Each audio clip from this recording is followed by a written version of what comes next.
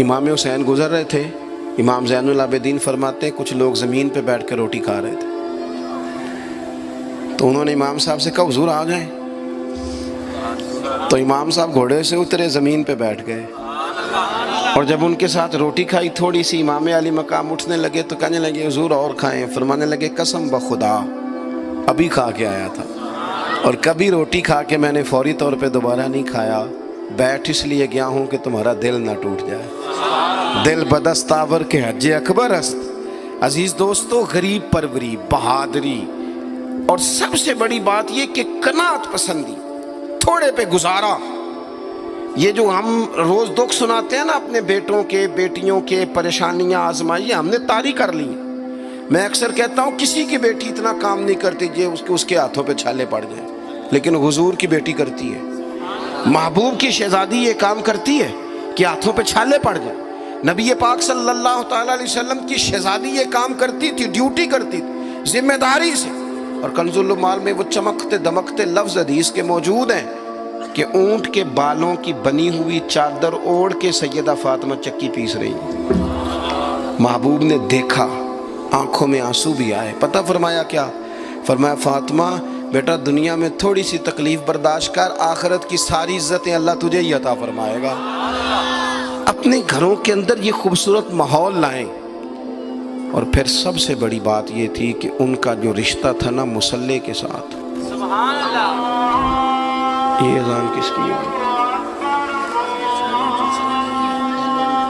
اذان ایک کا ہی جواب دینا ضروری ہوتا ہے جی، زیادہ اذانیں ہو رہی ہیں نا تو ایک کا ہی جواب دیا جاتا ہے، آپ توجہ کریں میری بات پر۔ عزیز دوستو، نبی پاک صلی اللہ بہت بڑی تگڑی ہے۔ او جناب وہ آج کل جو ہمارے نقیبے محفل ہوتے ہیں نا وہ تو کوئی صلی اللہ علیہ وسلم، ہمارے جو محفل کے اسٹیج سیکٹری ہوتے ہیں وہ تو کوئی 3-4 منٹ لگاتے ہیں جنت میں بھیجنے میں، پر نعت خواں تو 1.5 منٹ ہی لگاتا ہے، اندر تسی جلسہ کراؤ تو جنت تواڈی۔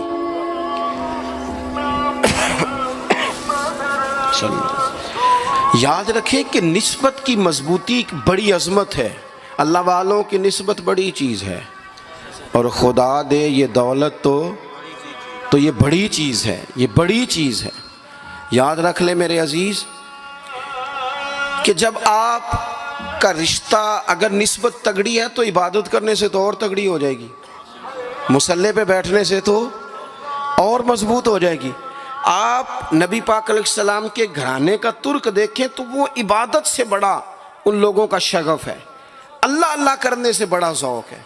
ہم نا پہلے بھی کمزوریاں کافی تھی، پر جب سے موبائل آیا نا، یہ موبائل تسبیح کی جگہ پہ آیا ہے، ہاتھوں میں تسبیحیں ہوتی تھی جہاں موبائل آئے، مصلی کی عبادت ریاضت کمزور کر لی ہم نے۔ رسول پاک صلی اللہ علیہ وسلم کا اپنا طریقہ یہ تھا کہ حضرت عائشہ صدیقہ رضی اللہ تعالیٰ عنہ فرماتی ہیں کہ حضور نے ساری رات نماز پڑھی اور قدم شریف میں ورم آ گیا۔ کبھی آیا ہمارے پہ پیروں میں ورم عبادت کر کے؟ ساری رات نماز پڑھی، قدمین شریفین میں ورم آ گیا، اور جب قدموں میں ورم آ گیا نا تو فرماتی ہیں میں نے عرض کی یا رسول اللہ آپ کے تو صدقے اللہ اگلے پچھلوں کے گناہ معاف کرے گا، اور آپ اس قدر زیادہ آہوزاری کرتے ہیں۔ تو نبی پاک علیہ السلام نے فرمایا عائشہ تم نے کہا ہے نا اللہ میرے اوپر بڑا مہربان ہے، اللہ بڑا کریم ہے، اس نے مجھے رسولوں کا امام بنایا ہے، اپنا محبوب بنایا ہے، تم ہی کہہ رہی ہو نا یا رسول اللہ ہاں، تو فرمایا پھر میں اپنے رب کا شکر گزار بندہ نہ بنوں۔ حضور کثرت سے عبادت کرتے، سیدہ فاطمہ رات کو زیادہ وقت مصلی پہ گزارتی، حضرت امام حسن اور حسین لمبی عبادت کرتے، 9-10 محرم کی درمیانی رات تھی، عمر بن سعد امام علی مقام کے پاس آیا کہ کہنے لگا حسین 2 ہی باتیں ہیں، یا جنگ کریں گے یا آپ بیعت کریں گے۔ تو امام حسین فرمانے لگے اس طرح کرو، ایک رات کی مہلت دو، صبح بتاؤں گا۔ امام صاحب نے اسے کہا، وہ چلا گیا۔ حضرت عباس بن علی، یہ حضرت علی کے صاحبزادے ہیں، میدان کربلا میں حضرت مولا علی کے 4 اور بیٹے بھی شہید ہوئے، ایک حضرت عباس، ایک حضرت ابو بکر بن علی، ایک حضرت عمر بن علی، ایک حضرت عثمان بن علی۔ یہ نام دیکھو کیسے شاندار، اور یہ نام حضرت علی نے نام رکھے اپنے یاروں کے نام پہ، ہم نام رکھے۔ خلفائے ثلاثہ سے عقیدت بتاتی ہے ان کی کتنی۔ حضرت عباس رضی اللہ تعالیٰ عنہ نے آ کے سیدنا امام حسین کی خدمت میں عرض کی، حضور آپ نے جو فیصلہ کرنا ہے نا سویرے، مجھے ابھی پتہ ہے، آپ نے بیعت تو کرنی نہیں، ہونی تو جنگ ہے۔ تو یا رسول اللہ صلی اللہ علیہ وسلم، اے امام علی مقام رضی اللہ تعالیٰ عنہ، آپ نے رات کی مہلت کیوں لی؟ یہ عجیب لوگ ہیں، پتہ نہیں کیا سوچیں گے، مہلت لینے کی کیا ضرورت تھی؟ کہ میری بات یاد رکھنا جو عرض کر رہا ہوں۔ امام حسین فرمانے لگے، عباس تیرا کیا خیال ہے، سوچنے کے لیے ٹائم لیا ہے تو حضور پھر کس لیے لیا ہے؟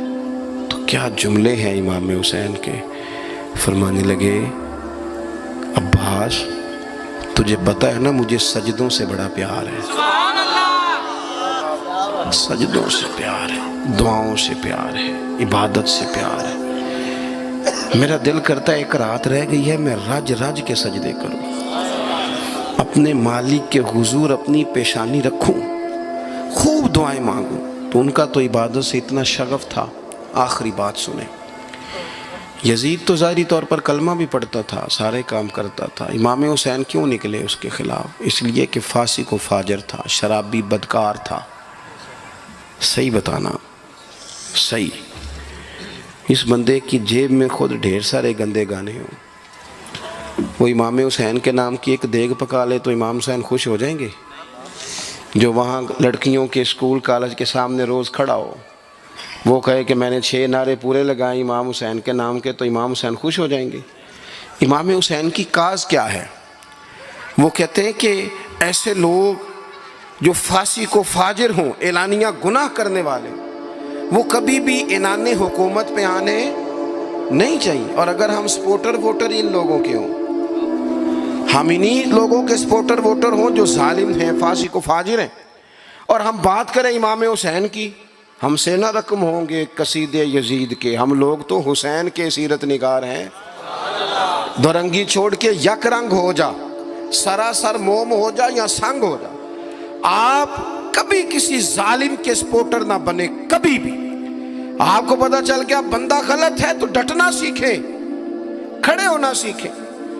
وَلَا تَحْسَبَنَّ اللَّهَ غَافِلًا عَمَّا يَعْمَلُ الظَّالِمُونَ، اللہ ظالموں کے کاموں سے بے خبر نہیں ہے۔ کبھی کسی ظالم کی سپورٹ نہ کریں، کبھی بھی۔ میرے نبی پاک علیہ السلام نے فرمایا، جس نے زمین کی ایک بالشت پر ظلم کیا نا، اللہ 7 زمینوں کا طوق بنا کے قیامت کے دن اس کے گلے میں ڈال دے گا۔ کبھی کسی ظالم کے ساتھ کھڑے نہ ہونا، کبھی بھی، ایک منٹ کے لیے۔ وہ ایک دفعہ ایران کا ایک بادشاہ تھا، تو اس نے سوچا کہ میں اپنے بیٹے کو نا گھوڑ سواری سکھا لی ہے، تیر اندازی سکھائی ہے، تو میں نا اسے دین بھی پڑھاؤں۔ اس نے ایک بزرگ عالم کا انتخاب کیا، کہ میرے بیٹے کو آپ نا کتاب و سنت پڑھائیں۔ تو بچہ ایک زمانہ استاد کے پاس کئی سال جاتا رہا۔ جب اس کی تعلیم مکمل ہو گئی نا، تو ایک دن فارغ ہو گیا، جس طرح ہمارے ہاں چلیں آمین ہوتی ہے یا دستار ہوتی ہے، بچے کی تکمیل ہو گئی۔ ایک دن ویسے ہی استاد صاحب نے گھر بلایا، کہا پتر میرے پاس آؤ۔ بچہ چلا گیا تو استاد صاحب نے اندر سے کنڈی لگا لی اور بچے کو کافی سارے تھپڑ مارے، کھینچا، زد و کوب کیا، مارا۔ بچے نے گھر آ کے والد کو شکایت لگائی، تو والد کہنے لگے، پتر تیرے استاد عالم فاضل بندے ہیں، ایسے بلا وجہ مارا، میری سمجھ میں نہیں آتا۔ ماں کو کہا تو اماں کہنے لگی، پتر تیرا باپ کہتا تو ٹھیک ہے، چلو حالات بدل گئے، زمانہ بیت گیا، وہ بادشاہ فوت ہو گیا، یہ بیٹا تخت پہ بیٹھا۔ اب وہ درد نہیں جاتا تھا اندر سے کہ استاد نے زیادتی کی میرے ساتھ۔ اس نے پہلا حکم یہ جاری کیا کہ میرے استاد کو بلاؤ۔